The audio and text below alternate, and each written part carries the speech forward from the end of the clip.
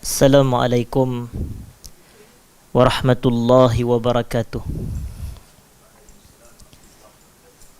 Bismillahirrahmanirrahim.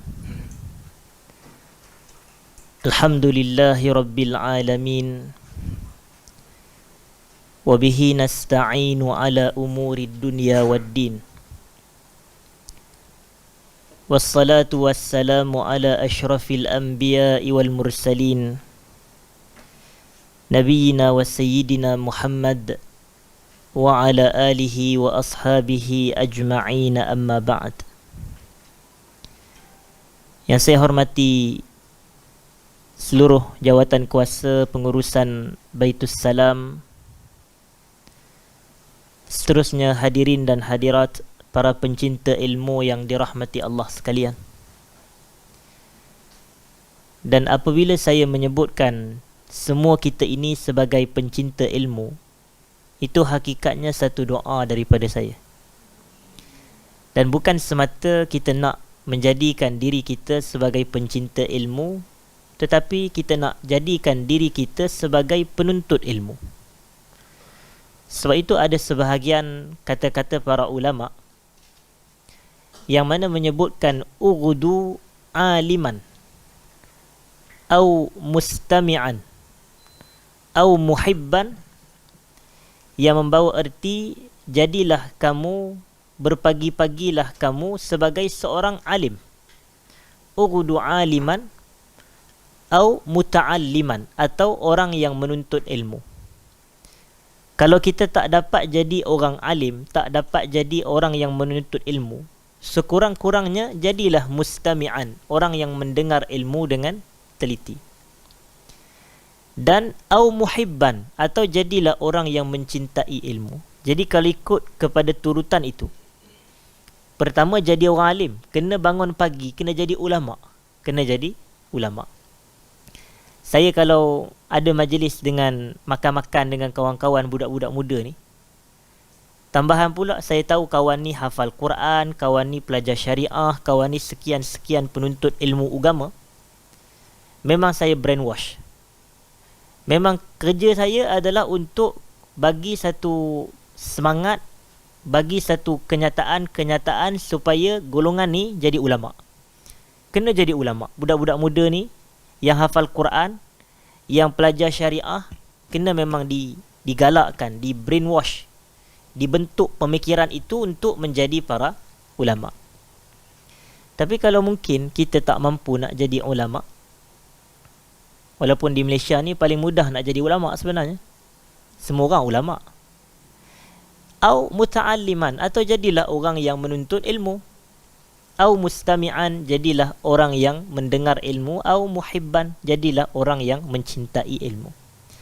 Dan disebut wala takunil khamisata fatahlik. Janganlah kamu menjadi orang yang kelima, nescaya kamu binasa. Siapa yang kelima? Yang kelima ni dia bangun pagi jadi ulama pun tidak, jadi penuntut ilmu pun tidak, jadi mendengar ilmu pun tidak, jadi pencinta ilmu pun tidak. Jadi jangan jadi orang yang kelima. Kita mesti kena ada salah satu daripada 4 ciri yang tersebut. Dan pada malam ini hadirin dan hadirat, suka kita nak sambung kembali perbahasan Mukhtasar Zadil Ma'ad kita. Ringkasan Zadil Ma'ad fi hadi khairil ibadi sallallahu alaihi wasallam. Dan disebutkan di sini berkenaan dengan isu adakah Nabi kita sallallahu alaihi wasallam berinai? Adakah Nabi kita sallallahu alaihi wasallam memakai inai? Maka di sini dikatakan waqtalafa as-sahabatu fi khidabihi khidabihi. Para ulama dari kalangan para sahabat, ataupun yang lebih tepat, para sahabat berbeza pendapat. Bayangkan sahabat yang hidup bersama Nabi pun berbeza pendapat. Tiba-tiba kita nak akhir zaman orang satu pendapat je. Mustahil berlaku. Kalau para sahabat yang hidup sekali sezaman dengan Nabi pun sallallahu alaihi wasallam, mereka ada perbezaan pendapat.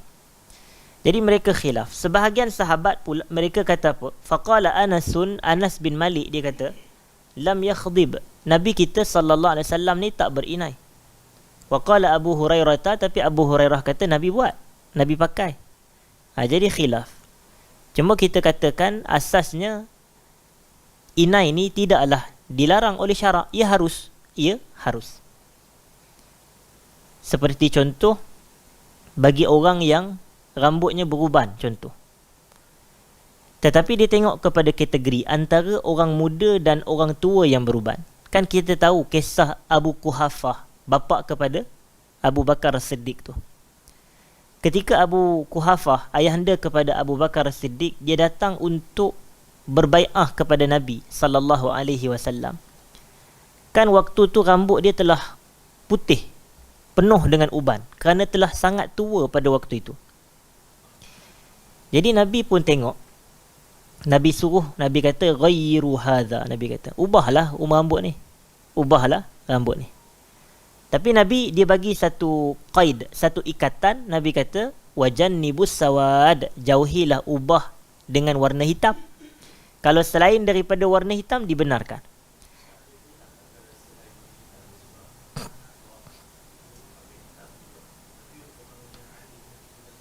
Ya. Tak, saya nak sebut di sini, kita kena bezakan individu. Contoh kalau orang muda, kan kalau tuan-tuan perasan ada juga yang 30-an, 20-an tapi rambut penuh uban. Yang tu kerana ada kerosakan. Rambut sakit. Bukan dia sakit, rambut dia. Contoh. Jadi kalau dia sebagai orang muda, boleh tak dia nak mengubahnya kepada warna hitam? Kita kata boleh. Tak ada masalah. Sebab memang dia muda. Tapi yang para ulama memberikan kenapa Nabi suruh kepada Abu Quhafah tu dan jauhilah warna hitam, kerana orang kata kalau kita ni dah tua tapi nampak rambut tu masih hitam, dia akan timbulkan, orang kata, kekeliruan. Dia timbul kekeliruan. Badan macam 40-an, rupanya dah 80. Satu, tapi orang tengok rambut. Tengok rambut nampak, rambut hitam lagi. Orang kata boleh kahwin ni. Kahwin tengok, usia saya 80. La ilaha illallah. Contoh. Jadi disebabkan kekhawatiran itu, maka itulah menjadi satu sebab. Para ulama' ni dia nak tengok kenapa illah. Kan kita kan belajar illah kan. Illah ni sebab larangan. Apa sebabnya? Jadi ulama' nak cari. Inilah perbahasan kalau kita tengok dalam usul fiqh. Disebut sebagai tanqihul manat, takhrijul manat, tahqiqul manat, as-sabr wa taqsim. Ini perbahasan usul fiqh. Ulama' nak clarify, nak tentukan. Larangan mengubah rambut putih kepada warna hitam. Apa sebabnya? Jadi para ulama kata sebabnya sebab ia akan menimbulkan syak wa sangka, akan menimbulkan kekeliruan. Tetapi kalau kita kata kalau orang muda rambutnya memang putih kerana dia rambut rosak, jadi dia ubah kepada warna putih, dia ubah kepada warna hitam, yang ni tak ada isu. Yang ni tidak ada isu dan dia tidak termasuk dalam larangan tersebut. Jadi kalaulah ada ulama juga yang disebutkan oleh soalan tadi, dia mungkin mengambil pandangan ini, bahawasanya mungkin dia kata dia tidak berapa tua sangat, ataupun mungkin dia memahami bahawasanya mungkin larangan ni merujuk bukan kepada haram pun, mungkin boleh jadi makruh sahaja. Dan makruh pula boleh jadi bukan makruh tahrim, boleh jadi makruh tanzih sahaja. Jadi kita kena clarify benda-benda ini dan kita katakan adalah hajat dan adalah sebab-sebabnya yang tertentu. Jadi kalau benar dia itu ulama, maka mestilah setiap tindak tanduk perbuatannya terbina atas dasar ilmu. Jadi ini kita tak khawatir. Tapi kalau untuk masyarakat orang awam, kalau dia minta pandangan kepada kita, kita kata kalau orang muda yang rambutnya telah putih dengan uban, tak ada masalah untuk dia menginainya dengan warna hitam juga. Adapun untuk orang yang telah tua, di sini riwayat Abu Quhafah tersebut menjadi sandaran. Bahawasanya kalau untuk orang tua yang telah beruban, memang dia dituntut untuk menginaikan rambutnya, ubah warna daripada warna hitam kepada daripada warna putih kepada warna selain daripada hitam. Contohnya perang dan seumpamanya lah yang biasa kita lihat dalam kalangan masyarakat kita. Selesai perbahasan tersebut. Kemudian kita nak lihat, disebutkan di sini juga antara sunnah-sunnah fitrah Nabi sallallahu alaihi wasallam. Selain Nabi yang kita cerita dalam 2 minggu yang lepas itu, Nabi suka bagi sesuatu dengan tangan kanan dan menerima sesuatu juga daripada tangan kanan.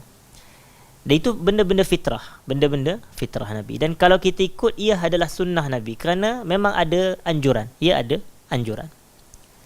Dan satu lagi disebutkan di sini, wa kana sallallahu alaihi wasallam yuhibbut tarajjul. Nabi kita ni dia suka sikat rambut. Dia suka sikat rambut. Yang ni fitrah, perkara-perkara kita yang kita lakukan sebagai manusia, sebagai manusia. Jadi antara yang Nabi suka buat adalah sikat rambut. Jadi tidaklah rambut kita tu kusut masai sahaja, tidak. Tidaklah rambut kita tu serabut, orang tengok pun kata Allah teruk sangat. Kalau nak cover pun pakailah kepiah, contohlah. Tapi Nabi SAW, Nabi sikat rambut Nabi SAW.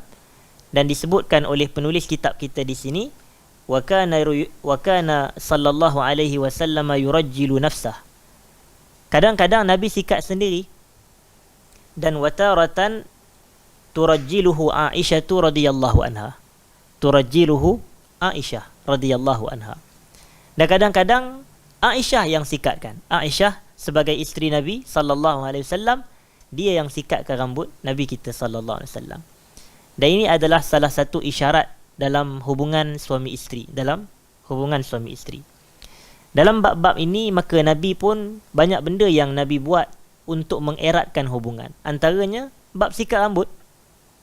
Cuba bayangkan kalau seorang suami dia sikat rambut isterinya dan isteri sikat rambut suami. Bukankah perbuatan-perbuatan seperti ini akan merapatkan hubungan?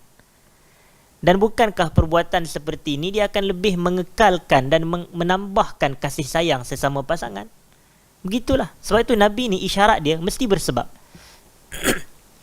Isyarat daripada tindak tanduk perbuatan Nabi kita sallallahu alaihi wasallam. Nabi kadang sikat rambut sendiri. Boleh je Nabi nak hari-hari sikat rambut sendiri, tapi ada masa Nabi bagi Aisyah yang sikatkan rambut Nabi kita sallallahu alaihi wasallam. Kerana setiap tindak tanduk ini pasti ada hikmah di sebaliknya. Nak mengeratkan hubungan kasih sayang, nak mencambah dan menambah hubungan kekeluargaan antara Nabi dan pasangan-pasangan Nabi kita sallallahu alaihi wasallam. Dan seperti biasa juga Nabi kita akan sikat rambut dengan tangan kanan. Nabi akan sikat rambut dengan tangan kanan. Dan isyaratnya di sini, Nabi kita adalah orang yang segak, orang yang segak. Rambut disikat, dia akan lebih segak berbanding rambut yang tak disikat. Kita pun boleh fikir benda ni. Kalau tengok orang tu rambut tak sikat, nampak Allah tak kemas. Dan bila orang tu tak kemas, dia nak pergi jumpa pula dengan orang lain. Orang nak tengok dia, tiba-tiba orang kata, Ustaz Fahmi, nama Ustaz tapi rambut punya main teruk rambut, contoh. Contohlah. Maknanya penampilan kita boleh menimbulkan fitnah kepada bukan diri kita, agama kita. Tambahan kalau kita ni orang belajar agama, hafal Quran, ustaz, ustazah, contoh. Jadi kita ni, apa je perbuatan kita yang memungkinkan timbul fitnah kepada diri kita pun kita elak, lebih-lebih lagi fitnah kepada agama kita. Sebab itu disebut oleh para ulama satu kata-kata, antum ala saghratin min sugharil Islam. Kamu ni berada pada setiap satu posisi daripada posisi-posisi Islam. Maknanya kalau dalam peperangan tu kan kita ada benteng tentera. Jadi setiap kita ni berada pada satu posisi masing-masing, yang ada di atas, yang berada di bawah, yang di penjuru. Jadi setiap kita ada posisi masing-masing untuk pertahankan Islam. Maka mereka kata, para ulama kata, fala yu'tayanna ahadum min qibalik. Jangan benarkan musuh datang daripada jalan kita. Jangan biar musuh datang nak serang Islam daripada posisi kita, kedudukan kita. Jangan. Jadi setiap masing-masing ada peranan untuk pertahankan agama, apatah lagi maruah diri dia. Jadi sebab itu kita kata, disebut dalam beberapa kata-kata para ulama, sesiapa yang meletakkan dirinya pada posisi yang boleh menyebabkan dirinya ditohmah, maka dikatakan fala yalumanna man asa'a adh-dhanna bihi, maka jangan dia mencela orang yang sangka buruk dengan dia. Jangan cela orang yang sangka buruk. Dia timbulkan fitnah kepada diri dia daripada tindak tanduk dia, daripada ucapan dia, daripada penulisan dia. Kemudian bila orang kritik dia, bila orang tegur dia ataupun orang maki dia, walaupun jangan maki orang, Jangan kata Ustaz Fahmi suruh maki orang pula. Tapi kalau ada orang maki dia, maka tiba-tiba dia nak marah pula. Kenapa orang tu maki aku? Pertama, awak yang timbulkan fitnah. Jangan tutup pintu fitnah. Sama juga dari sudut penampilan kita, image kita. Kita tak nak orang sangka buruk kepada kita menerusi penampilan kita. Jadi sebab itu orang Islam kena segak. Lelaki kena segak, orang perempuan kena segak. Baik. Sebab itu masa saya belajar dahulu, saya tertarik dengan satu pandangan daripada guru saya, hafizahullah ta'ala, bila dia mensyarahkan hadis yang kedua daripada hadis 40 karangan Al-Imam Nawawi. Kita tahu hadis yang kedua itu nama lainnya adalah hadis Jibril. Hadis Jibril diriwayatkan daripada Umar ibn al-Khattab, yang mana Umar kata, bainama nahnu julusun inda Rasulillah sallallahu alaihi wasallam zata yawmin idh tala'a alaina rajul shadidu bayadis siyab shadidu sawadis sya'ar la yura alaihi atharus safar wa la ya'rifuhu minna ahad hatta jalasa ila an-nabiy sallallahu alaihi wasallam fa asnada rukbatayhi ila rukbatayhi wa wada'a kaffayhi ala fakhidayhi faqala ya Muhammad akhbirni anil Islam. Ketika kami ni, kata Umar ibn al-Khattab, sedang duduk bermajlis bersama dengan Nabi sallallahu alaihi wasallam. Dan ni menunjukkan sifat Nabi ni adalah sifat lelaki ijtimai yang suka bermasyarakat. Dia bukan introvert lah. Kalau introvert ni jenis tak suka bergaul dengan orang. Orang datang dekat dia lari. Tapi Nabi ni, bila Umar kata kami duduk bermajlis dengan Nabi, makna Nabi ni suka bermajlis dengan para sahabat. Tiba-tiba kata Umar, tala'a alaina rajul, datang kepada kami seorang lelaki. Dan apa sifat lelaki ni? Pertama, syadidu bayadis siyab, pakaiannya sangat putih. Pakaiannya sangat putih. Yang keduanya, syadidu sawadis sya'ar, rambutnya sangat hitam. Rambut sangat hitam. Dan tidak dilihat pada dirinya, pada batang tubuhnya, kesan-kesan permusafiran pun. Dan yang keempat, tidak ada seorang pun dari kalangan kami ini, para sahabat, yang kenal siapakah dianya lelaki ni. Kami tak tahu. Jadi isyarat yang guru saya bagi, nak menuntut ilmu, pakaian kena bersih. Dia kata, nak menuntut ilmu, pakaian kena bersih. Dan isyarat bersih lelaki itu syadidu bayadis siyab, pakaiannya sangat-sangat putih. Itu. Jadi nak menuntut ilmu. Dan sebenarnya memang ada hadis daripada Nabi sallallahu alaihi wasallam, khairu ma zurtum bihi rabbakum fi kuburikum wa masajidikum al-bayad. Sebaik-baik pakaian yang kamu pakai untuk kamu menziarahi Tuhan kamu di kubur kamu dan juga di masjid-masjid kamu adalah pakaian putih. Pakaian putih. Sebab tu bila kita ini dikebumikan, masuk kubur, kita pakai kain kafan warna hitam ke warna putih? Itu sebab apa? Sebab kita tak boleh nak tentukan pakaian sendiri. Orang lain yang pakaikan kain kafan untuk kita. Kalau kita milih, boleh jadi masuk kubur pun pakai kafan kalungu. Orang kita kan suka corak-corak warna-warni. Tapi sunnahnya pakai warna putih. Itu adalah afdal. Itu adalah afdal. Menunjukkan kalaulah ada orang, kalau dia mati, tak ada kain kafan putih, yang ada adalah kain hitam je, boleh tak? Boleh lah, tak ada masalah. Cuma afdal sahaja kain kafan putih tu. Tapi kalau ada satu tempat, contoh di dalam hutan ada orang mati, mana nak cari kain kafan putih? Sana mana ada jawatan kuasa khairat kematian ke apa ke nak handle? Yang ada keluarga je. Tapi kita nak mendapat pahala sunnah ini, mungkin orang boleh gali kubur, tetapi pakaian tu, nak cari kain kapan warna putih, tak ada. Tapi yang ada mungkinlah kain-kain yang warna hitam, contoh, ataupun selain daripada itu. Mungkin kain tahun lepas dia pergi beli di Kamda, nak beli baju Melayu contohnya. Buatlah, nak buat baju Melayu, tengok-tengok mati dulu. Jadi baju kain tu lah diguna untuk menjadi kain kafan. Bukan warna putih, tapi boleh lah. Tapi afdalnya warna putih. Sebaik-baik kata Nabi. Kemudian fi masajidikum, dan juga masuk masjid. Masuk masjid pun sama. Anjurannya adalah warna putih. Sebab tu kalau kita pergi Mekah ke Madinah, tengok orang pakai jubah putih je. Itu antara kefahaman daripada itulah. Orang kita ni sahaja yang boleh kita katakan di Malaysia ni yang berjubah banyak warna-warna lain tu. Tapi kebiasaan kalau talibul ilm, penuntut ilmu ke masyayikh, kalau kita jarang nampak mereka ni pakai selain daripada warna putih. Kalau mereka pakai, itu pun jelas menunjuk benda tu harus, benda tu bukan makruh, bukan haram, benda harus. Tapi biasanya warna putih. Tapi disebut oleh Omar ni pakaian sangat putih, dan guru saya kata nak belajar kena pakaian bersih, pakaian bersih. Lepas tu dia kata syadidu sawadi sya'ar, rambut pula adalah sangat hitam. Itu isyaratnya boleh jadi, kata guru saya tersebut hafizahullah ta'ala, syadidu sawadi sya'ar menunjukkan nak menuntut ilmu bukan semata pakaian kena putih bersih, tetapi umur mesti muda. Dia kata umur mesti muda lah, rambut masih hitam. Yang ni kadang situasi masyarakat kita terbalik. Bila kita dah beruban, dah tak apa nak muda, tak apa nak putih rambut, saya minta maaf lah kepada yang, kalau ada yang, tetapi ini bukan satu aib, bukan, itu bukan satu kecelaan, tidak, bukan satu kekurangan. Cuma kita nak sebut keutamaan, priority. Priority adalah kita menuntut ilmu saat rambut masih hitam. Itu hakikatnya. Tapi kadang-kadang yang agak saya duka cita, kalau di masjid-masjid ke di surau-surau, bila majlis ilmu berlangsung, saya lah yang paling muda sebagai penceramah. Yang lain semuanya dah lebih-lebih senior. Yang lain bukan belia-belia dah, yang lain beliau-beliau. Jadi sebab itu kita kata, sepatutnya mana generasi muda ni?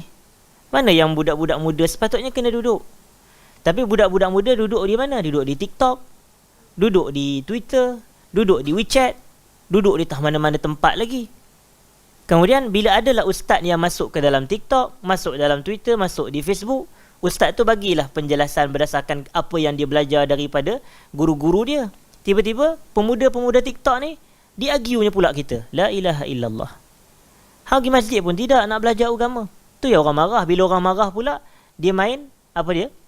Victim card lah. Dia play victim lah.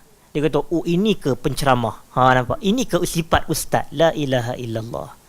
Lepas tu dia kalau nak jadi isu pula, dia viralkan, dia ambil video, dia kata, oh ustaz. Tiba-tiba Ustaz Fahmi menghina B40. La ilaha illallah. Contohlah kalau ada. Kita bukan, kita nak bagi kesedaran kepada masyarakat. Awak muda, awak kena belajar agama. Kita bukan nak suruh awak belajar keseluruhan, tak. Belajar fardu ain. Yang ni kan wajib, fardu ain.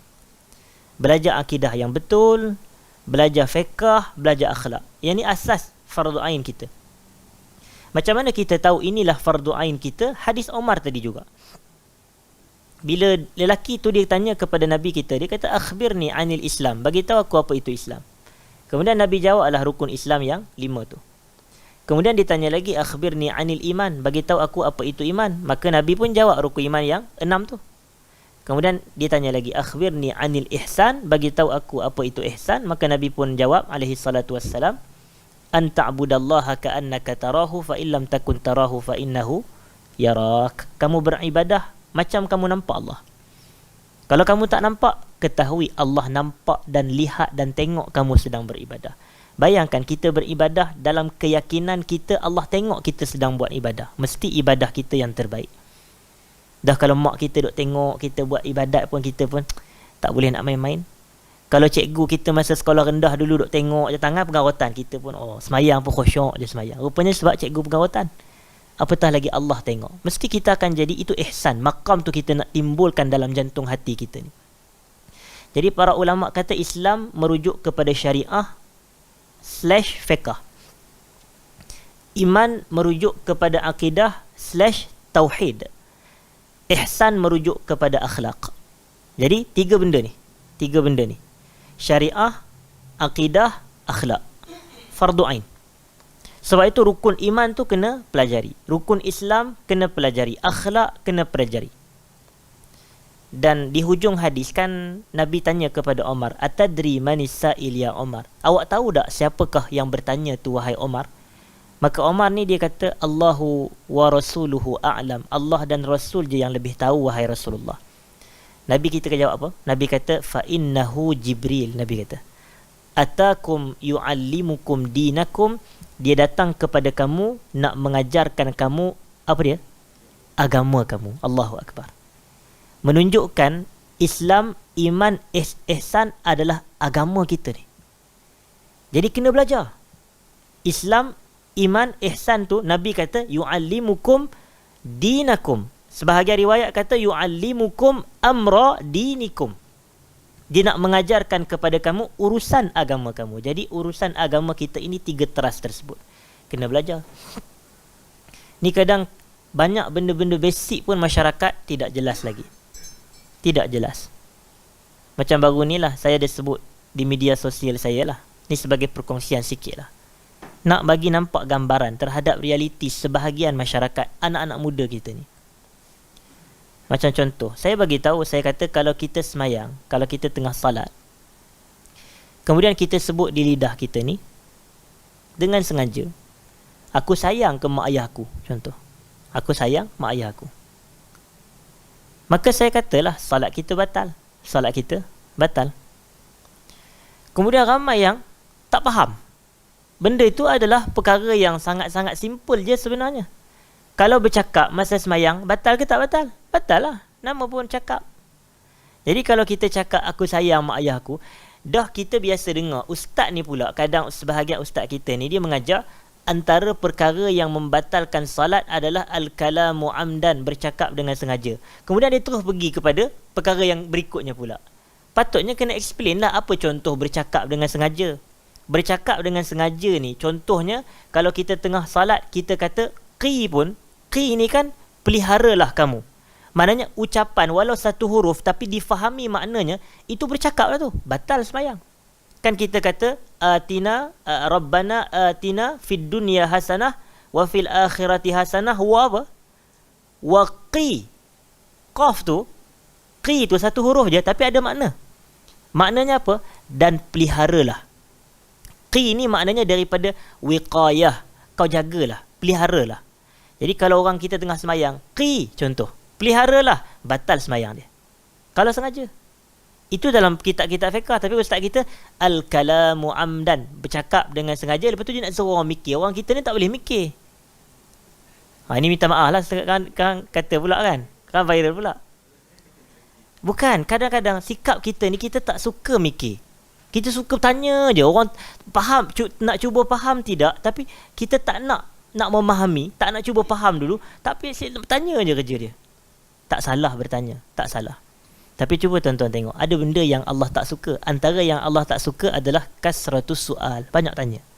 Padahal orang kata, bukankah bertanya mendapat ilmu? Betul. Tapi kalau banyak sangat, Allah tak suka pun. Kalau kita tengok dalam Quran, Quran tak peruntukkan menuntut ilmu ni dengan banyak bertanya sangat. Nak bertanya betul, Quran ada ceritakan fas'alu ahla dzikri in kuntum la ta'lamun dalam surah An-Nahl ayat 43 tu. Tapi cuba tengok, kalau nak jadi bijak ni, Quran hanya sebut 3 benda je. Yang pertama adalah mendengar, yang kedua melihat, yang ketiga berfikir. Itu je yang Quran bagi tahu. Dengar, lihat, fikir. Allah kata walaqad dzara'na li jahannama katsiran minal jinni wal ins. Kami tempatkan dalam Jahannam ni, dalam neraka Jahannam, ramai dalam kalangan manusia dan jin. Ataupun ramai dalam kalangan jin dan manusia. Mereka adalah hum qulubun la yafqahuna biha. Ada hati tapi tak nak mikir dengan hati. Tak nak mikir. Walahum a'yun la yubsiruna biha. Mereka ada mata tapi tak nak merenung, tak nak melihat. Walahum azanun, mereka ada telinga, la yasma'una biha, tapi tak nak dengar. Ulaika kal an'am, Allah kata mereka ni ibarat haiwan ternakan. Jangan nak viral ke Allah pula. Bila Allah kata mereka ni ibarat haiwan ternakan, kadang-kadang memang kena ada ketegasan sedikit. Supaya orang kita teliti. Gunakan mata untuk merenung, melihat. Dan gunakan telinga untuk mendengar. Setelah tengok, setelah dengar, fikir dengan qalbu kita. Lahum qulub. Lahum qulub. Sebab benda ni kita boleh kadang-kadang, banyak benda yang kita boleh dapat jawapan kalau kita baca teliti. Kemudian kita mikir, dapat jawapan insya-Allah. Kalau kita dengar betul-betul, kemudian kita mikir, dapat jawapan insya-Allah. Tapi kadang bila orang tengah bercakap, kita bersembang. Lepas tu ustaz tak faham lah, la ilaha illallah. Sebab awak bersembang. Dalam menuntut ilmu, saya memang kena membentuk sikap. Dan nak membentuk sikap ni adalah benda paling ubah. Benda paling susah nak ubah. Itu maksud saya. Nak membentuk sikap penuntut ilmu paling susah nak ubah. Tapi saya memilih jalan tu. Sebab itu kalau tuan-tuan tengok di media sosial saya, kalau ada orang buat benda yang saya tak setuju, memang saya akan tegur. Saya tak setuju, saya akan betulkan. Tapi bahasa kita bukan maki hamun lah. Tapi kita betulkan. Sebab ni nak membetulkan sikap. Macam ada benda yang saya dah tulis. Macam contoh saya tulis di poster. Saya sharekan poster Baitul Salam keluarkan. Malam ni kuliah kita Mukhtasar Zadil Ma'ad, tempat di Baitul Salam pukul 9.30 malam. Bila saya dah share poster tu, dekat bawah komen tu ada orang tanya, pukul berapa ni Ustaz? La ilaha illallah. Tapi saya akan tegur. Memang saya akan tegur. Saya tak akan diamkan. Saya tak akan jawab pukul 9.30. Saya akan kata, tengok dalam poster tu. Awak tengok poster, awak dapat jawapan. Itu nak membetulkan apa? Sikap. Sikap orang kita, dia malas baca. Dia malas, kalau continue reading je, dia swipe. Kalau ada nampak continue reading je, dia akan naik ke atas. Dia malas nak baca. Tapi lepas tu dia akan direct. Tanya. Kita tak salah kalau orang bertanya. Tapi kenapa awak tak nak teliti dulu? Tapi awak terus bertanya. Kenapa? Itu bukan sifat penuntut ilmu. Sifat penuntut ilmu ni dia kena baca, teliti. Akhir sekali, bila dia dah tak dapat jawapan, baru dia bertanya.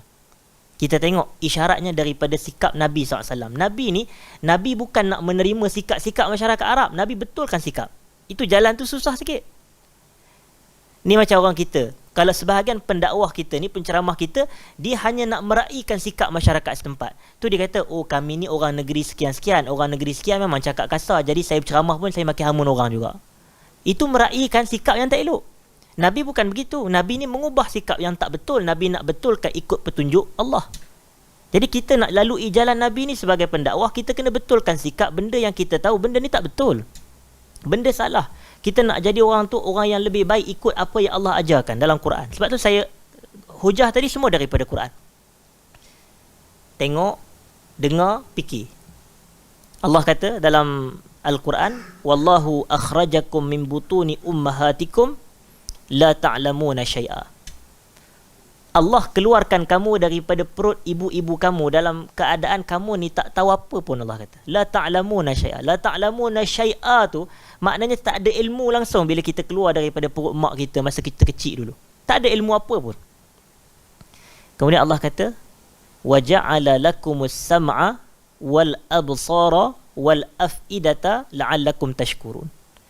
Allah jadikan buat diri kamu itu as-sama', pendengaran, wal absar, penglihatan, wal afidah, fuad. Fuad ni qalbu, jantung hati kita ni. Pendengaran untuk mendengar lah, penglihatan untuk kita melihat, dan jantung hati untuk kita berfikir. Jantung hati untuk kita berfikir. Dan Allah kata apa? La'allakum tashkurun, mudah-mudahan kamu mensyukuri 3 panca indera tu. Macam mana kita nak syukuri nikmat mendengar? Maknanya kita mendengar ketaatan dengan telinga kita. Itu syukur nikmat. Macam mana kita nak syukuri nikmat melihat? Kita lihat kepada ketaatan. Maka yang tu tanda syukur nikmat. Macam mana kita nak syukur nikmat qalbu? Maka kita memikirkan ketaatan kepada Allah. Sentiasa berfikir dengan qalbu kita ni. Itulah hakikat syukur yang sebenar. Syukur ni adalah melakukan ataupun menggunakan semua nikmat yang Allah bagi kepada kita di jalan ketaatan. Itu definisi syukur. Kita gunakan segala nikmat yang ada pada diri kita yang Allah bagi ke arah ketaatan kepada Allah. Jadi kita kena banyak mendengar, meneliti, melihat, baca. Dan isyaratnya adalah hadis Nabi SAW dengan seorang lelaki Badui yang diriwayatkan oleh Al-Imam Al-Bukhari tu. Datang seorang Arab Badui kepada Rasulullah, ditanya soalan. Ketika itu Nabi sedang menyampaikan majlis ilmu. Nabi sedang berkuliah waktu itu. Nabi ni pun ceramah juga. Itu. Jadi Nabi sedang sampaikan majlis ilmu, tiba-tiba lelaki Badui ni ditanya kepada Nabi. Dia kata, "Ya Rasulullah, mata sa'ah?" Wahai Rasulullah, bilakah hari kiamat? Kemudian Nabi tak jawab. Padahal soalan dia tu adalah soalan yang didengari oleh semua audien yang ada pada waktu itu. Nabi tak jawab. Kemudian perbuatan Nabi tak jawab tu, Nabi teruskan bagi ucapan. Timbulkan tanda tanya. Bila timbul tanda tanya, sebahagian sahabat kata sami'a maqal fakariha maqal. Nabi dengar soalan tu tapi Nabi tak suka. Seolah Nabi ni isyarat dia, Nabi tak suka kalau soalan ditanya ketika majlis sedang berlangsung. Itu hakikatnya. Itu hakikatnya. Kerana kalau kita tunggu sampai hujung, sikit tu biasanya ustaz kalau ada kaitan, biasa ustaz akan sebut juga contoh. Biasa akan disebut.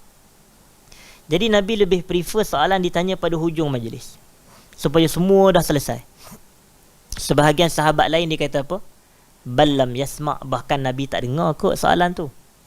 Tengok di penghujung majlis tu, Nabi kita SAW mengatakan, Aina urahu as-sa'il anis sa'ah, ataupun Aina arahu as-sa'il anis sa'ah.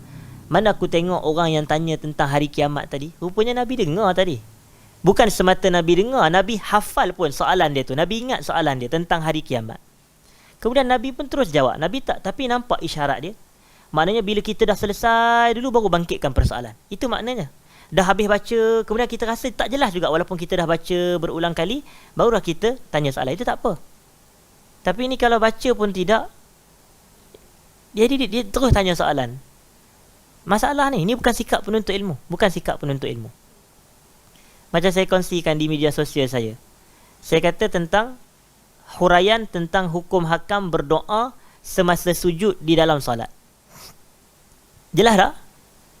Hukum hakam berdoa semasa sujud di dalam solat. Kemudian di bawah tu ada orang komen, Ustaz ni merujuk kepada doa lepas salam ke? Ya Allah. Punya jelas kita dah tulis doa dalam sujud, doa sebelum di dalam solat, semasa solat. Tapi tanya lagi. Saya tak marah orang gini, tapi sikap tu kita kena ubah. Ni macam kalau bab menuntut ilmu ni kita nak kena suap je. Itu bukan.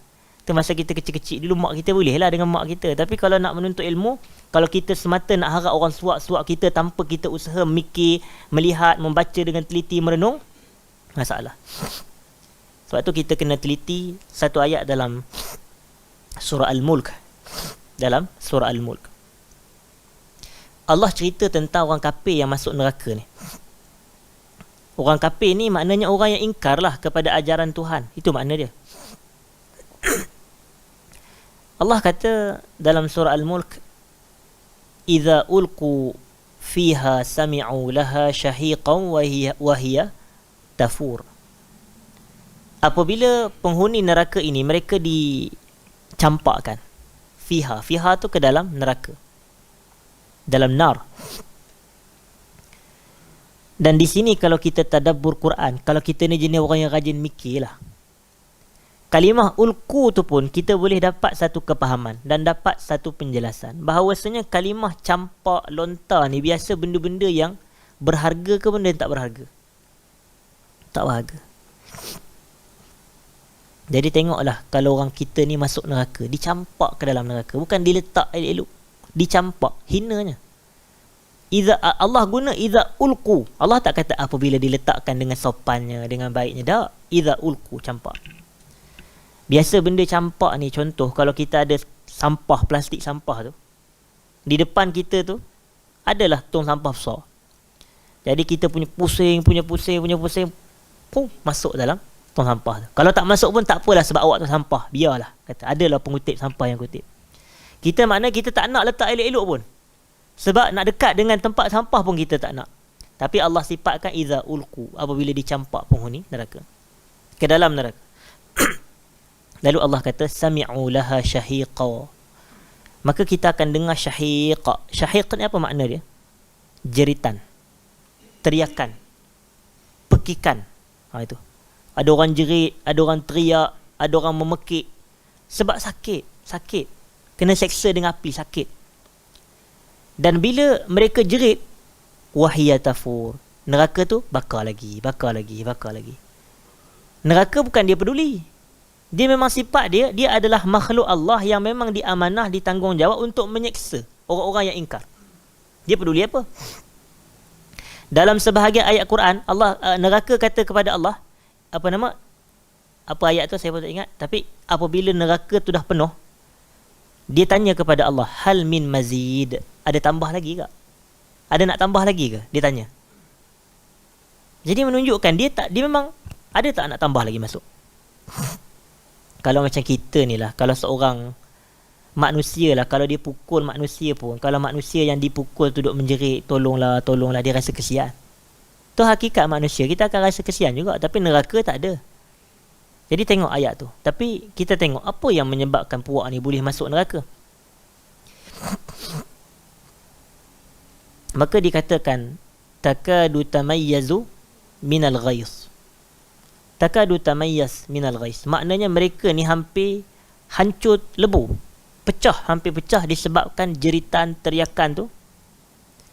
Kullama ulqiya fiha faujun. Setiap kali dicampak masuk ke dalam neraka itu fauj. Fauj ni orang kata, kan kita idza jaa nasrullahi wal fath wa ra'aitan nasa yadkhuluna fi dinillahi afwaj. Afwaja. Jadi fauj. Samalah itu. Jadi kalau kita nak menguasai bahasa Arab ni kena relate dengan ayat tu, ayat ni, sama aja maknanya. Jadi kalau kita kata afwaja tu terjemahannya apa? Berbondong-bondong. Kan? Biasa kita terjemah. Sayadkhuluna apa? Idza jaa nasrullahi wal fath wa ra'aitan nasa yadkhuluna fiha apa?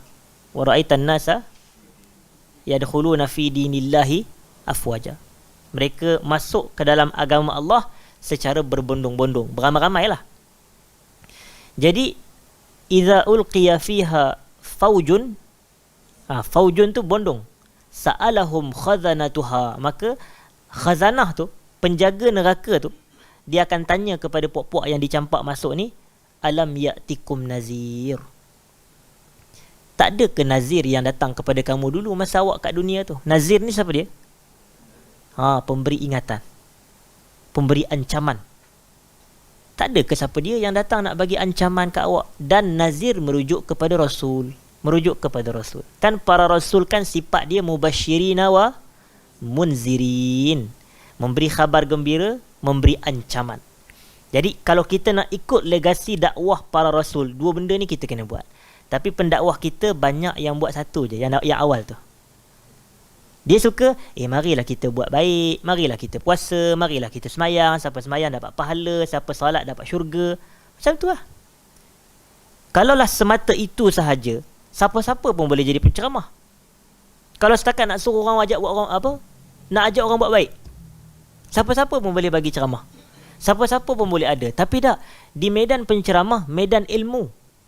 Di medan ilmu. Ilmu ni bukan semata, ilmu ni mencakupi semua sekali. Apa je perbahasan yang berkait dengan agama kita ini, itu ilmu. Tapi yang ni tak ramai penceramah yang ada. Dan dia banyak bagi ajak kebaikan, tapi dia tak ada ancaman. Sebab malah nanti orang tahu buat baik tu, orang tinggal lah benda jahat. Tak boleh. Kalau kepahaman itu betul, tak adalah Allah suruh Nabi buat benda, ajak orang buat baik dan larang orang buat jahat. Kalau kepahaman dia tadi betul, dua-dua kena buat. Nabi kita sifat dia basyiran wa nadhira, memberi khabar gembira, memberi ancaman. Dan part nak bagi ancaman ni orang tak suka ni. Kita nak bagi khabar gembira, pertama tentang tauhid, kedua tentang ibadat, yang ketiga tentang sunnah. Ni dia. Dan kita nak bagi ancaman pertama tentang syirik, yang kedua maksiat, yang ketiga bid'ah. Jadi ini flow dia. Tauhid, ibadat, sunnah, syirik, maksiat, bid'ah. Setiap satu ada lawan dia. Jadi sebagaimana kita menyuruh melakukan ketiga-tiga yang awal tadi, kita juga mengancam dan melarang daripada orang melakukan ketiga-tiga yang tu. Tapi tak semua orang boleh buat. Nak tegur masalah akidah yang ini ada unsur kesyirikan, orang tak berani nak buat. Sebab nanti dianggap sebagai kaki mensyirikkan orang. La ilaha illallah. Kita pun tak tahu apa kayu ukur yang memudah sangat label orang kaki syirik, kaki membida'ahkan, kaki memaksiatkan. Kita pun tak tahu apa kayu ukur dia. Sebab kalau kita baca kitab jadi penuntut ilmu yang sejati, memang kita akan tengok ulama'-ulama' ni memang banyak bida'ah ke orang. Dan bukan ulama'-ulama' Hambali je dah, ulama' Maliki pun, ulama' Syafi'i pun, ulama' Hanafi pun. Dan orang kata, iya ke? Saya tak tahu pun. Betul lah awak tak tahu, banyak kitab yang awak baca. Orang lain banyak baca kitab, dia tahulah. Dan awak ni, itu kadang-kadang masyarakat kita ni, kalau dia sikit dia dengar benda pelik je, dia kata, iya ke ustaz ni sebut? Aku tak pernah dengar pun. Kata. Tak pernah dengar banyak ceramah yang awak pernah dengar. Bila kita cakap orang kata kita sombongnya, tak. Ni sikap awak kena betulkan. Sikap kena betul dan terima nasihat. Terima nasihat. Ambil dari sudut positif. Bila kita duk petikai orang tu yang masalah, sikap tu tak betul. Sebab dia kata dia petikaikan ustaz sebab apa yang ustaz cakap dia tak pernah dengar. Tak pernah dengar tu bukan masalah ustaz. Tak pernah dengar tu masalah kita. Masalah kita. Tu yang tapi bila ustaz sebut awak ni tak pernah dengar kata-kata saya ni, berapa banyak ceramah yang awak dengar, dia terasa hati. Dia viralkan video ustaz tu. Dia kata tak patut ustaz hina kami ni. Kata jawablah elok-elok. Kita ni kena orang kata kena soft spoken. Kita ni kena akhlak baik. Nabi tak pernah cakap begitu kepada la ilaha illallah. Betul ke Nabi tak pernah tinggi suara marah orang? Nabi marah orang banyak juga. Cuma zaman Nabi tak ada viral je. Ada satu hari tu Nabi kita SAW balik daripada perang musafir. Tapi Nabi ni, antara sifat Nabi, akhlak Nabi, Nabi akan berjalan paling lambat sekali. Sebab Nabi nak teman orang-orang tua yang turut serta peperangan dan orang tu tak larat, baru balik perang. Nabi ni dia bersama dengan du'afa. Nabi bukan bersama dengan al-aqwiya je, orang kuat je. Nabi bersama dengan orang lemah. Kalau macam kita ni nak bersama dengan orang kaya, nak bersama dengan orang kuat, nak bersama dengan orang ada nama. Tapi tak Nabi. Nabi nak bersama dengan orang miskin, Nabi nak bersama dengan orang lemah, Nabi nak bersama dengan orang yang tak ada nama pun. Itu hebat Nabi kita. Jadi para sahabat yang laju ni, mereka dah balik dulu. Tapi bila mereka balik dulu, mereka ni waktu solat dah masuk. Cuma mereka tak nak semayang dulu. Sebab apa mereka tak nak semayang dulu? Sebab mereka nak tunggu Nabi. Mereka nak tunggu Nabi supaya Nabi dapat jadi imam. Sahabat-sahabat ni cukup suka kau dapat jemaah dengan Nabi. Biarlah mereka lewat sikit semayang pun, tapi dapat semayang jemaah dengan Nabi sallallahu alaihi wasallam. Jadi bila dah lah minit ni, waktu pun dah nak hampir masuk, Nabi baru sampai. Jadi bila mereka ni waktu baru nak masuk, barulah masing-masing sibuk nak ambil wuduk. Bila nak ambil wuduk, mereka pun orang yang nak ambil wuduk dalam keadaan waktu salat dah nak habis. Macam mana sifat wuduk dia? Laju ke ataupun duk slow and steady lagi? Dia mesti laju. Dia nak cepat sebab nak kejar masa. Jadi mereka ambil. Tapi bila sampai kat basuh kaki tu, mereka tak basuh tumit tu dengan elok. Tak basuh tumit kaki tu dengan elok. Padahal tumit kaki ni kan wajib dibasuh juga. Dalam Quran Allah kata Iza kumtum ila salati faghsilu wujuhakum wa aydiyakum ila al-marafiq wamsahu biru'usikum wa arjulakum ila al-ka'bain. Basuhlah kaki kamu meliputi bersama dengan buku lali. Jadi tumit termasuk. Tapi bila mereka ni tumit tak basuh habis, daripada jauh Nabi kata wailul lil a'qabi minan nar. Nabi kata binasalah tumit kaki yang tak kena air wuduk yang cukup di neraka. Gitu. Ataupun dengan api kata Nabi, minan nar, neraka lah. Dan disebut dalam perawi hadis tu, dia kata fanada bi'a'la sautihi. Nabi menjerit dengan tinggi, dengan suara yang paling tinggi sekali. Tapi kalau masyarakat masyarakat kita sekarang ni akhir zaman, kalau tegur dengan suara macam tu, tak patut buat macam tu, kata. Kita kenalah tegur lembut-lembut, cakaplah elok-elok, kata kan. Tapi Nabi maki kita, Nabi tak maki orang. Yang ni kita jangan buat. Maki jangan buat. Tapi kalau setakat nak tinggi suara, nak betulkan, ini tak ada masalah. Tapi masyarakat kita kalau tinggi suara sikit pun, dia akan kata, ustaz, sabarlah ustaz. La ilaha illallah. Nabi tu kalau dia cakap gitu pun, kalau ada orang puak-puak ni, Nabi kena bersabar juga. Seolah-olah Nabi tak pandai cara berdakwah. Itu penyakit orang kita ni. Dia ingat dia betul. Dia ingat apa yang dia baca daripada TikTok, daripada Facebook ke YouTube, dia ingat itu yang betul. Tapi dia tak tahu ajaran agama yang sebenar macam mana, sebab dia tak nak belajar. Dia tidak mahu mempelajari hakikat agama yang sebenar based on Quran dan Sunnah. Ini masalah. Jadi kita kena tahu. Jadi saya nak balik kepada yang surah Al-Mulk tadi. Alam ya'tikum nazir tu, apa yang mereka jawab? Mereka kata qalu bala qad ja'ana nazir. Betul, telah datang kepada kami rasul, fakadzabna. Tapi kami dustakan dia. Kami kata ni tak boleh pakai punya orang ni, tak betul ni, dia tipu ni, tak betul. Nampak? Wa qulna ma nazzalallahu min syai'. Dan kami kata Allah tak turunkan apa-apa pun daripada peringatan, tak ada pun ancaman, tak ada pun suruhan. In antum illa fi dalalin kabir. Kamu ni wahai para nazir ni berada pada kesesatan yang teruk sangat. Dia kata orang sesat padahal dia sesat. Akhir zaman wujud tak orang macam tu?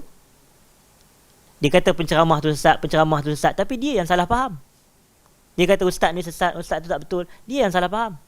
Sebab kayu ukurnya adalah kebenaran, kita kena tengok. Mesti ada kayu ukur.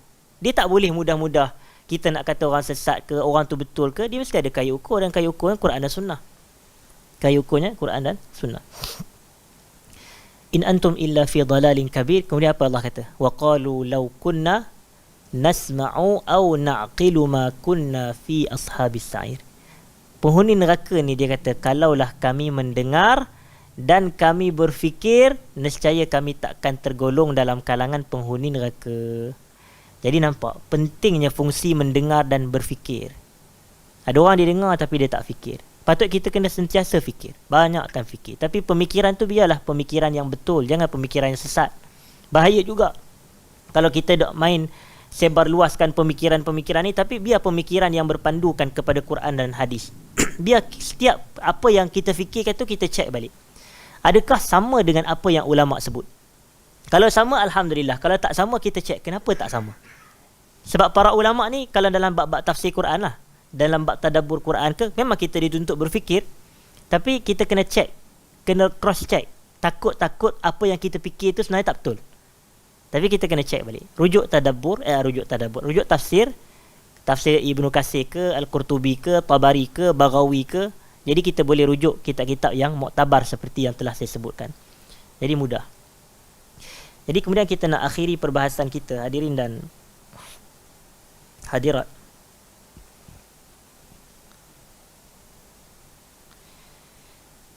Disebutkan juga berkenaan dengan antara sunnah ataupun kesukaan Nabi sallallahu alaihi wasallam adalah memakai minyak wangi. Memakai minyak wangi.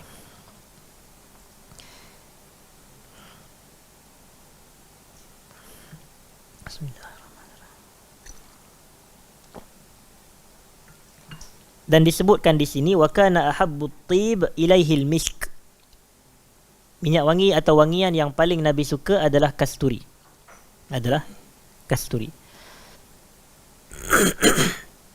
Jadi di sini nak memberikan satu isyarat bahawasanya Nabi kita sallallahu alaihi wasallam dia suka kepada minyak wangi kasturi. Di sini ada minyak wangi. Abu Talhah yang jual. Jadi kita katakan boleh untuk kita mengikutinya dan berpahala jika kita mengikutinya dengan niat ittiba', dan ittiba' ibadat. Ittiba' ni ibadat. Qul in kuntum tuhibbunallaha fattabi'uni, maka hendaklah kamu ittiba' kepadaku. Dan ittiba' ni bila Nabi kata ataupun Allah kata fattabi'uni, ikut Nabi, maknanya wajib. Kewajipan kita ni bila kita ucap sahaja Muhammad Rasulullah, ada kelaziman daripada ucapan tu. Ada tuntutan. Dia bila kita ucap la ilaha illallah Muhammad Rasulullah, bukan kosong, dia ada tuntutan. La ilaha illallah tu tuntutannya untuk kita ikhlas dalam beribadah. Dan Muhammadur Rasulullah tuntutannya adalah untuk kita al-ittiba', untuk kita ikut Nabi. Ni yang ramai orang tak faham ni. Yang ni yang ramai tak faham. Dan kita ni alhamdulillah bila Allah bagi kita kefahaman, kenalah ucap alhamdulillah. Ucap alhamdulillah. Allah bagi kefahaman yang baik kepada kita untuk kita tahu syarat penerimaan amal soleh ni dua, dan diambil dua syarat tersebut daripada dua kalimah syahadah kita. La ilaha illallah mewajibkan ikhlas, Muhammadur Rasulullah mewajibkan al-ittiba'. Ittiba' ni apa benda yang Nabi buat kita buat, apa benda yang Nabi tak buat kita buat. Itu kaedah dia.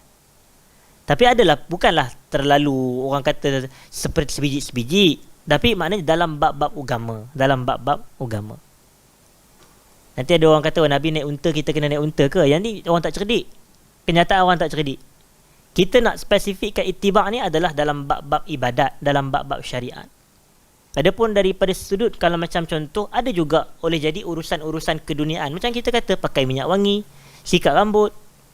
Tapi semua benda ni sebab ada nas, ada anjuran, ada galakan. Jadi kita ikut adalah untuk ittiba'. kita ikut untuk ittiba.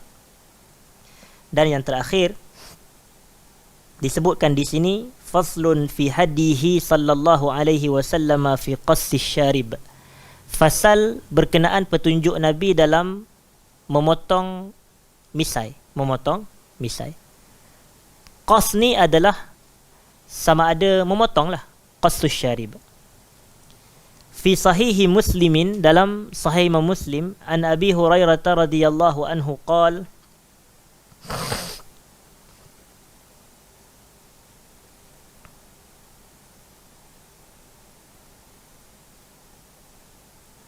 boleh hilang pula muka surat tadi. Tapi tak apalah, saya hafal hadis tu. Nabi SAW menyebut dalam hadis Muslim tadi, juzzu syawarib. Juzzu syawarib ni maknanya qassu syawarib. Maknanya potonglah misai. Dan wa ahful liha, dan biarkan dan simpan janggut, Nabi kata sallallahu alaihi wasallam. Dan sebahagian riwayat Nabi kata wa khaliful musyrikin ataupun wa khaliful yahud, dan kamu selisihilah orang-orang Yahudi, berbezalah dengan orang-orang Yahudi. Dan sebahagian khaliful majus, menyelisihilah orang-orang yang majusi yang lebih tepat. Jadi di sini nak bagi isyarat hadirin dan hadirat, sunnah Nabi kita sallallahu alaihi wasallam adalah membuang misai. Kalau tak buang pun dinipiskan. Dan yang berikutnya adalah tentang menyimpan janggut. Dan ini memang sunnah Nabi kita sallallahu alaihi wasallam. Bagi orang lelaki lah, jangan bagi orang perempuan. Orang perempuan jangan simpan janggut. Jadi kita kata di sini bagi orang lelaki. Orang lelaki dia kena simpan janggut, dia kena jaga janggut. Dan ini sunnah Nabi kita sallallahu alaihi wasallam. Dan dia kena pendekkan ataupun cukur ataupun dia buang misainya. Sebahagian ulama dia mengaitkan isu ni dengan hukum sunat dan makruh. Sebahagian ulama pula dia kaitkan dengan wajib dan haram. Lawan sunat makruh, lawan wajib haram. Jadi begitulah. Tetapi kita katakan di sini, ini adalah kita nak menggambarkan tentang sunnah Nabi kita sallallahu alaihi wasallam. Jadi kalau orang tanya, sunnah Nabi ni berjanggut ke tidak? Ya, berjanggut. Nabi kita sallallahu alaihi wasallam berjanggut. Dan itu saya ada sebahagian kata-kata para ulama yang kata satu-satunya sunnah Nabi yang kita boleh bawa masuk kubur adalah janggut. Dia kata begitu. Satu-satu sunnah Nabi yang boleh bawa masuk dalam kubur adalah janggut. Jadi usahakan bagi orang-orang lelaki. Jadi itulah serba sedikit yang boleh kita ni. Sebab saya pun tadi tengah tengok-tengok tiba-tiba terhilang pula muka surat tu. Jenuh nak mencari balik. Jadi nak cari balik pun dah pukul 10.30. Jadi alang-alang lah kita kata kan. Ambil ruang, ambil kesempatan. Tapi sedikit untuk saya raikan kepada semua untuk mengikuti warisan salafus salih. Sebelum mereka memasuki Ramadan, mereka ada satu perbuatan yang disebut sebagai tahniah, ucapan tahniah.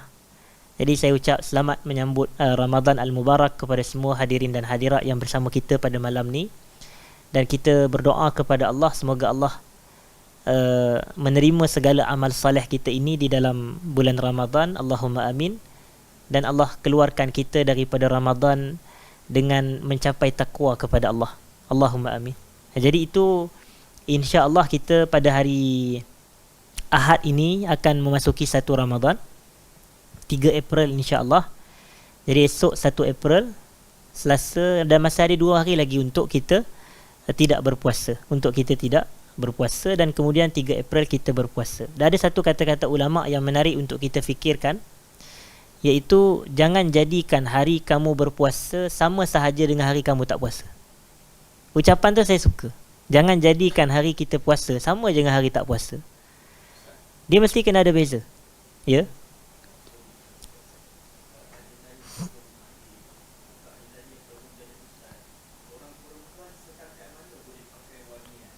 Baik.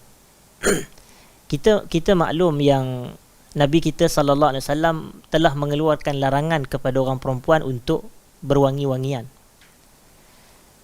Tetapi dalam hadis tersebut dia mengguna wazan fa'al sebenarnya. Kalau kita cek balik hadis tu, macam contoh Nabi kata la'anallahu zairatil kubur, sebahagian riwayat zawaratil kubur.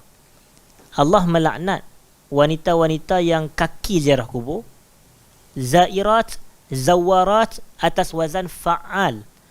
Dan fa'al ni adalah sirah mubalaghah, maknanya dia lebih-lebih sangat, selalu sangat. Tapi kalau sekali-sekala tak apa. Sama juga kita boleh fahami dengan konsep pakai minyak wangi. Wanita ni dia pun kena jaga juga. Takkan dia nak biarkan diri dia busuk. Macam kita kata tadi, lelaki pun tak boleh biarkan diri kita busuk. Orang Islam dia kena bersih. Innallaha jamilun yuhibbul jamal. Allah ni cantik, Allah suka kepada kecantikan. Innallaha tayyib la yaqbalu illa tayyiba. Allah baik, Allah takkan terima melainkan daripada yang baik juga. Jadi kita ni, kalau kita ini busuk, badan kita, bau, laki ke perempuan, benda ni akan menyebab orang jauh kita. Orang kata, dia ni ustazah tapi busuk. Bukan. Tapi maknanya di sini, bukan makna dia semestinya pakai minyak wangi. Boleh jadi dia pakai bedak. Dan bedak pun boleh mengurangkan bau badan. Bedak badan tu tak semestinya dia kena spray minyak wangi. Sebab larangan tu, kita kata dia punya kayu ukur larangan tu adalah wangi yang menarik perhatian orang. Wangi yang menarik perhatian. Tapi ada satu hari tu, saya tengok di tepi-tepi jalan kan banyak di billboard iklan-iklan. Adalah satu iklan tu dia kata, bila bau sekali wangi, melekat. Bila melekat, terpikat. Bila terpikat, terikat. La ilaha illallah, saya kata. Itu bukan itu Islam tak ajar gitu. Itu bisnes punya orang, memanglah dia nak fikir. Kita orang perempuan ni, dia bukannya pakai minyak wangi untuk menarik orang. Kalau dia sampai kepada tahapan menarik itu sampai orang kata, sedapnya bau dia ni, itu bahaya. Itu bahaya. Tapi bagi saya, dia pakai biasa je lah, yang dengan kadar boleh menghilangkan bau badan yang busuk. Itu je. Tapi dia sendiri yang lebih tahu. Kalau dia memang sengaja, orang kata, satu botol minyak wangi habis dia pakai pergi kerja. Datang ke pejabat, semerbak, habis orang tengok keliling, orang kata siapa dia pula dia ni kan. Contoh, yang ni bahaya. Yang ni tak boleh jadi termasuk dalam larangan tersebut. Jadi sebenarnya dia tidaklah ada satu had. Macam biasanya ulama'-ulama' ni dia tak bahaskan secara spesifik. Maknanya kalau 2 kali semburan, yang ni haram. Tak, mereka tak bahas. Sebab 2 kali semburan minyak wangi boleh jadi berbeza ikut individu. Mungkin kalau badan dia besar, 2 tu tak cukup. Kalau badan dia kecil, ataupun kalau dia jenis mudah berpeluh, mungkin dia perlu lebih lagi.